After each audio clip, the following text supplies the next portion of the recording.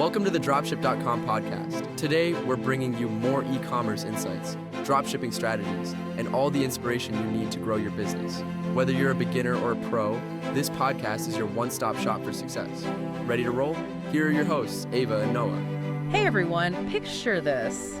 You've poured your heart and soul into building this amazing e-commerce or dropshipping business. It's thriving, orders are rolling in, but you're starting to think maybe it's time for something new. Yeah. A fresh challenge perhaps. Or you're thinking, hey, maybe it's time to cash in on all the hard work.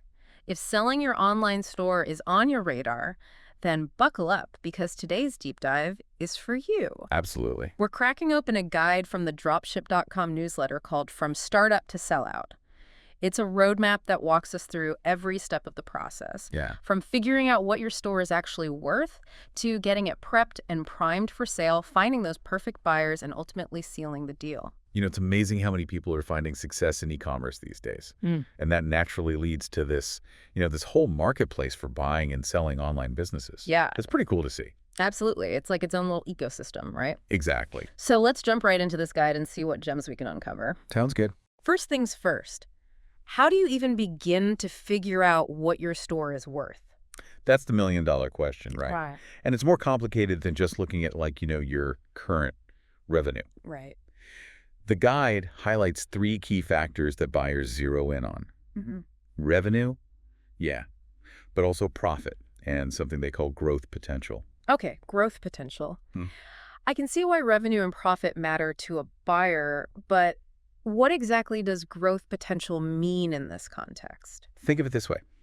Buyers are investing in the future of the business, not just what it's done in the past. Right. Growth potential is all about that possibility of increased revenue and profit down the road. Okay. So a store that has, let's say, consistently increasing traffic, a solid conversion rate, and a brand that people really connect with, all those are signs of a healthy business that's poised to grow even more. So it's about showing that the business has legs, that Yeah. it's not just a fad. Right. Yeah, exactly. And this is where things get interesting because you've probably heard of these revenue multipliers, right? Yeah. That's where a business is valued at some multiple of its annual profit. Right. Often, 2 to 4 times that amount. But here's the kicker. Those multipliers, they can change depending on the industry, the growth rate you're seeing, and even the perceived risk that comes with the business. I see. So a business that's experiencing explosive growth in a high-demand niche might command a higher multiple than, say, a stable, but, slower-growing business in a saturated market. Right on. Well, There are all these nuances to consider. yeah. So experienced buyers really dig deep. It's not just about the surface numbers. Of course. Now, before you drown in a sea of spreadsheets, the guide actually mentions a pretty handy tool, Okay. the Empire Flipper's valuation calculator. I've heard of that. Yeah, think of it like a quick and dirty assessment tool to get a ballpark figure of what your store might be worth. Okay. It's a good starting point, but keep in mind professional valuations, those are always the gold standard for a truly comprehensive and accurate assessment. Gotcha. So let's say you have a pretty good idea of what your store is worth. What's the next step? Now it's all about prepping your store for sale. And this is crucial. It's kind of like staging a house before you put it on the market. Right. You want to present your business in its absolute best light so you attract those potential buyers. The guide calls this prepping for sale. And it dives into some key areas. Optimizing performance, building trust, streamlining how everything operates, and even trimming the fat, cutting costs. Okay, let's break this down a bit. When we talk about optimizing performance, what should sellers really be focusing on? I know the guide mentioned website performance as being pretty crucial. Oh, absolutely. A website that's mobile-friendly, loads super fast, and has really intuitive navigation, that's huge. Right. You want those potential buyers to have a smooth and enjoyable experience when they're browsing your store. Any friction, like a slow website, that can be a real turnoff. Oh, yeah, for sure. Remember, you only get one chance to make a first impression right. It's like making sure the front door is inviting and the entryway is nice and tidy. Exactly. Next up, you've got building trust, which is paramount online. Oh, yeah, especially these days. The guide recommends a couple things. Getting an SSL certificate to secure your website and ensuring PCI compliance for all those payment transactions. These steps show potential buyers that you're serious about security and data privacy, which is super important for building trust. And what about those glowing customer reviews? They must play a big role in building trust, too. Oh, they're pure gold. Customer reviews are like social proof, that your customers are happy campers, you know. Yeah. Put those positive testimonials front and center because they can be a major confidence boost for potential buyers. Makes sense. Okay, so we've talked about performance and trust. What about streamlining operations? What does that really involve? Streamlining, it's all about making things efficient and clear. The guide suggests using tools like Importify Right? to help you manage product sourcing and order fulfillment, Okay. which can really make your business run more smoothly. And then there's documenting your standard operating procedures. Your SOP. Exactly.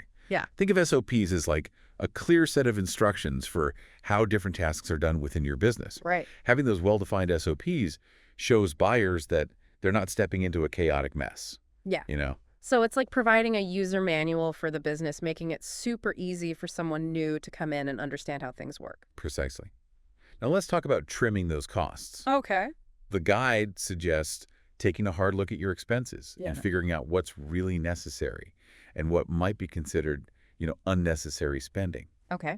Renegotiating those supplier agreements can also be a good way to potentially boost your profitability. Right. So it's about demonstrating the financial health of your business and that you've been operating efficiently. Exactly. Buyers want to see that a business is not just generating revenue, but doing it in a way that makes sense. Yeah. Yeah. Yeah. It's a sign of good management and increases the chances of future profitability. Absolutely. So we've covered a ton when it comes to getting that store ready to sell, but now comes the exciting part. Actually putting it out there for potential buyers to find. Right. How do you even choose the right platform to list your business on? It's a big decision for sure. It's Yeah. like you're picking the stage for your business to really shine. Yeah. The dropship.com guide Mm-hmm. actually highlights 3 popular platforms that each cater to a different type of e-commerce business. Okay. There's Flippa, Empire Flippers, and OpenStore. Okay, I've heard of those. Yeah, they each have their own vibe and attract a specific kind of buyer. It's like choosing between a bustling marketplace, an exclusive boutique, and the express lane, right? Yeah, exactly. Each one has its pros and cons. So let's dive into each platform a bit more, and maybe we can start with Flippa. Sure. The guide describes it as a platform for businesses of all sizes. Yeah, Flippa is known for having a really wide selection and a really diverse range of buyers. So it's a great option for someone who's selling for the first time or maybe someone who's looking for a potentially faster sale. The thing is, because it's such an open marketplace, you really need to do your homework and vet those potential buyers. Make sure they're legit and serious about buying. Right. Due diligence is key in any marketplace, especially online. Yeah. What about Empire Flippers? It seems a little more exclusive. Yeah. Empire Flippers, they've built a reputation for attracting serious buyers. Okay. Buyers that have the financial muscle to acquire established businesses. Mm-hmm. They have a pretty strict vetting process on both sides, both buyers and sellers, Okay. which helps create more trust and ensures a higher level of quality. If you're selling a high-value e-commerce store, Empire Flippers might be the perfect fit. So Flippa is the bustling marketplace and Empire Flippers is the curated boutique. What about OpenStore? The guide mentioned that it's specifically for Shopify stores. Yeah, OpenStore has really streamlined the whole acquisition process for Shopify businesses. Which makes it incredibly efficient. So if you're looking for like a really smooth and hassle-free sale with a company known for fair valuations and, a seamless process, OpenStore could be a great choice. I see. So now that we have a good understanding of the different platforms out there, once you've chosen where to list your business, how do you make it stand out? How do you really attract those buyers? That's all about creating a killer listing. Think of it as your business's dating profile. Okay. You want to highlight those best features and make a killer first impression. The guide actually breaks down the key elements of a standout listing, and a captivating business overview is at the top of the list. So it's not just about throwing some numbers up there and hoping for the best. No way. You got to tell the story of your business. Yeah. Highlight what makes it unique and really paint a picture of its potential. Right. Of course, the numbers are important too. Buyers want to see the financials, so present them clearly and honestly. Transparency is super important. Nobody wants to feel like they're being tricked. Exactly. And another thing you don't want to forget is showcasing those growth opportunities. Yeah. This is your chance to really highlight the areas where a savvy buyer could take your business to the next level. Okay. Think like untapped markets, new product lines, or innovative marketing strategies, anything that shows there's more to come. So it's about painting a vision of what the business could be, not just what it is now. Exactly.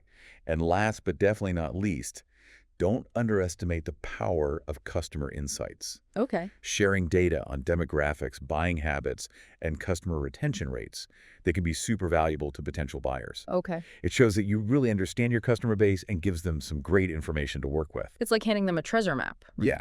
So let's say you found the perfect buyer, they're totally in love with your listing, and they're ready to make a deal. What happens then? What's next? That's when we move into the grand finale, closing the deal. The guide lays out the crucial steps, starting with negotiating the terms of the sale. This is where you and the buyer hash out the payment structure, and all those other nitty-gritty details. I imagine this is where having a good lawyer on your side is super important. Oh, 100%. They can help you navigate all those legal complexities and make sure you're protected. Absolutely. Having legal counsel throughout this whole process, it's essential. Once the terms are agreed upon, then it's time to draft a legally binding contract that spells out every single detail of the sale. Right. So we're talking no handshake deals here. Everything needs to be clearly documented. Exactly. No room for ambiguity. What about the actual handover of the business? How does that usually work? The next step is transferring those assets, which includes everything from your website and domain name to those all-important supplier relationships and customer data. It's like handing over the keys to the kingdom. Yeah. You want to be sure the buyer has everything they need to hit the ground running. It's a big moment letting go of something you've poured so much of yourself into. It can definitely be bittersweet. And that's why the guide also emphasizes how important it is to support the new owner during that transition. Okay. Offering some training or ongoing support can make a world of difference.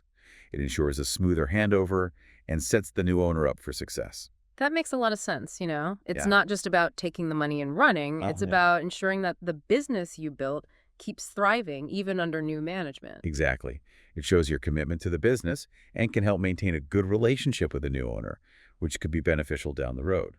So we've covered all those practical steps of selling a business, but I'm curious about the why behind it, you know? Yeah. Why would someone choose to sell a business they've worked so hard to create? Is it just about the money? While the financial gain is a big factor, it's often not the only reason. The guide highlights some other pretty compelling benefits that might resonate with someone who's thinking about selling. Okay. One reason could be that the entrepreneur is craving a new challenge, or maybe a change of pace. Some people just thrive on building and launching new things, so selling allows them to move on to their next big idea. So it's like graduating from one chapter and starting a fresh one. Precisely. Others might be looking for more flexibility or a better work-life balance. Selling can provide that financial freedom to pursue other passions, travel, spend more time with family, or just enjoy a less demanding lifestyle. Right. It's about regaining control of your time and creating a lifestyle that fits your priorities. What other benefits does the guide mention?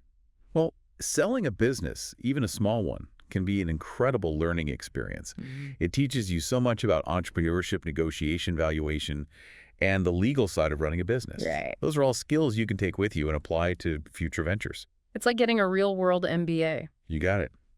And last but not least, selling can open doors to all sorts of new networking opportunities.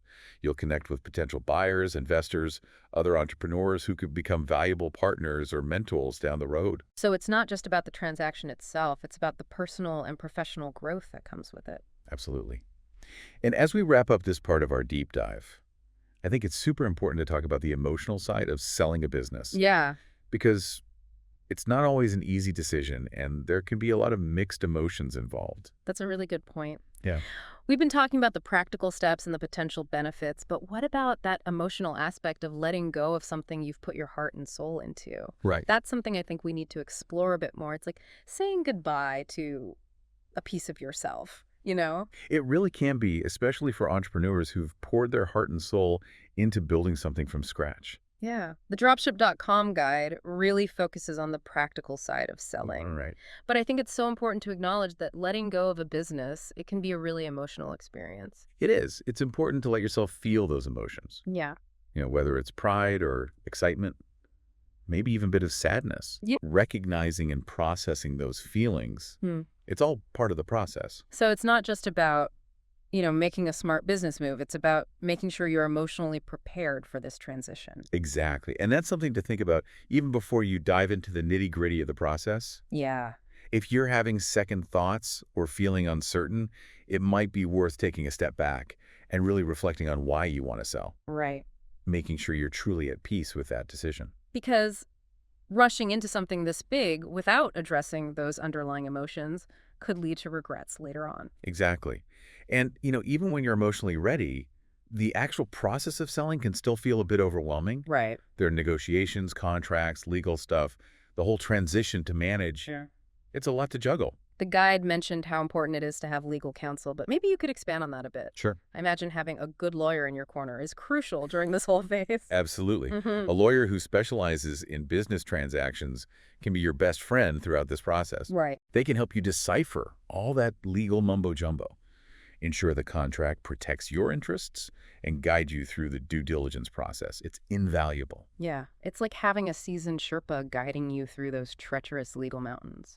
I like that. And speaking of guidance, remember, you don't have to go through this alone. Right. There are tons of resources out there to support you every step of the way. Okay. You've got experienced business brokers, financial advisors, and even communities of entrepreneurs who've been through this whole selling process themselves. It's good to know you're not alone. There are people who get it. Exactly. And don't forget about those online resources. Websites like dropship.com, they're a gold mine of information guides and even templates to make the whole process a lot smoother. Awesome. So to sum it all up, selling your e-commerce business, it can be an incredibly rewarding experience, both financially and personally. Absolutely. But it takes planning and a bit of emotional intelligence and a willingness to seek out expert advice when you need it. Couldn't agree more. It's a journey that can open up all these exciting opportunities, whether that's pursuing a new passion, achieving financial freedom, or just having more flexibility in your life. Right. But it's important to approach it with a clear head, a solid strategy and a support system you can rely on. Well said. And as we wrap up our deep dive into the world of selling e-commerce businesses, I want to leave our listeners with one final thought. Okay, what's that? The dropship.com guide gave us this great framework to understand the process. Yeah. But it's important to remember that every business and every entrepreneur is different. Of course, there's no one-size-fits-all approach to something like this. Exactly. What works for one person might not work for another. So do your research, carefully weigh your options, and make decisions that align with your own goals and circumstances. To everyone listening who's thinking about taking the leap, we applaud your entrepreneurial spirit and wish you all the best on your journey. And remember, the world of e-commerce is full of possibilities. And selling your business could be the key to unlocking an exciting new chapter. Absolutely. Well, that's a wrap for today, folks. Keep those entrepreneurial fires burning, and we'll catch you on the next deep dive. That's it for today on the dropship.com podcast. We hope you got some value out of this episode. If you're looking to stay ahead in e-commerce and dropshipping, the dropship.com newsletter is where we dive deeper into the latest trends, news, and strategies. Delivered every Monday and Thursday. Don't miss it. Subscribe with the